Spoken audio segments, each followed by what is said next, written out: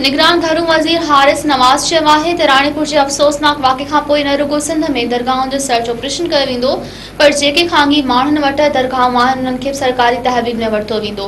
निगरान सूबाई घरू वज़ीर रिटायर्ड ब्रिगेडियर हारिस नवाज़ ठटे सजावल जो दौरो कयो। उन मौक़े ते मीडिया सां ॻाल्हाईंदे घरू वज़ीर हारिस नवाज़ चयो त शहीद फातिमा फरडो जे क़त्ल केस वारे मामले ते को बि दबाव नाहे, न वरी को दबाव बर्दाश्त कंदासीं। हिन जो त सिंध अंदर बदअमनी जी जेका हलंदड़ लहर आहे उन खे रोकण लाइ सॼी सिंध में जल्द SSPs जूं सोची समझी बदिलियूं करे रहिया आहियूं ऐं ईमानदार ऑफिसरनि जी छंड छाण कई पई वञे।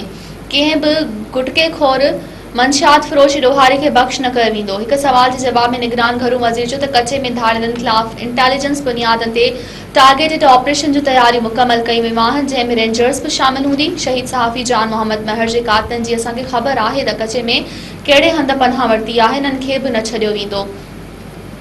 हिन जो त आम चूंडूं पंहिंजे वक़्त ते थींदियूं, असां कॾहिं बि सियासी इंतकामी कार्रवाई जो हिसो न बणिजंदासीं।